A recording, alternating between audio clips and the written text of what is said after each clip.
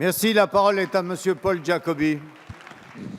Monsieur le Président, le gouvernement nous jouant la symphonie des adieux, est-ce une anticipation? Je ne sais pas à qui m'adresser.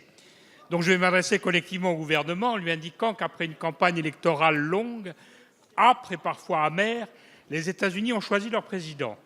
Le peuple a parlé dans le cadre d'un processus démocratique exemplaire. Les outrances ne sont plus de mise. Ce peuple nous a donné dès 1776 le concept et l'expression de nos droits de l'homme. Le principe de notre Ve République, le gouvernement du peuple, par le peuple et pour le peuple, est mot pour mot celui qu'a défini Abraham Lincoln en 1863 à Gettysburg.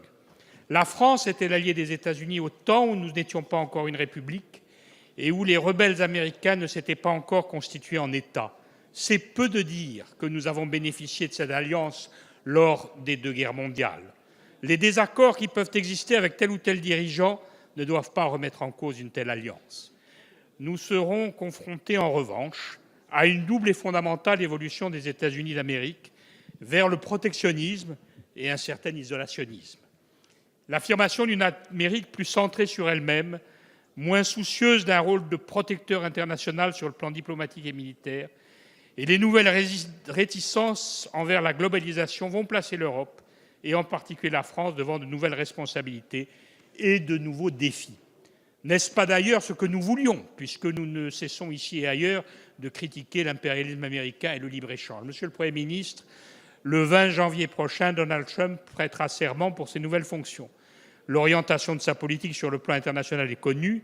Elle appelle pour notre pays une adaptation diplomatique et stratégique. Comment envisagez-vous cette adaptation fondamentale et dans quelle mesure comptez-vous y associer la représentation nationale? Merci. La parole est à Monsieur André Valigny, secrétaire d'État chargé du développement et de la francophonie. Merci, Monsieur le Président. Monsieur le député Giacobbi, vous l'avez dit, la France et les États-Unis sont des alliés et même des amis, et depuis toujours. Depuis Lafayette qui partit combattre aux côtés de George Washington jusqu'aux soldats américains tombés sur les plages de Normandie, nous avons une relation ancienne, solide. Nous sommes le seul grand pays européen à n'avoir jamais été en guerre contre les États-Unis. Le seul.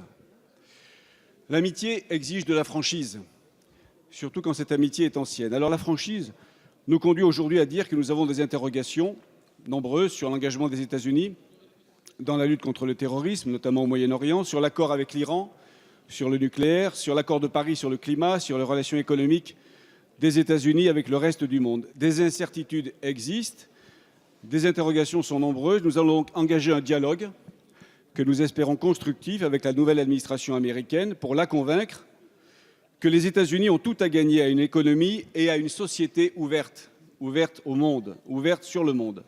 Et ce sera aussi à l'Union européenne de jouer tout son rôle dans ce dialogue exigeant que nous devrons avoir avec nos amis américains, dialogue auquel sera bien sûr associé, dans le respect de la séparation des pouvoirs, le Parlement. Je vous remercie. Merci. La séance des questions au gouvernement est terminée. La séance est suspendue.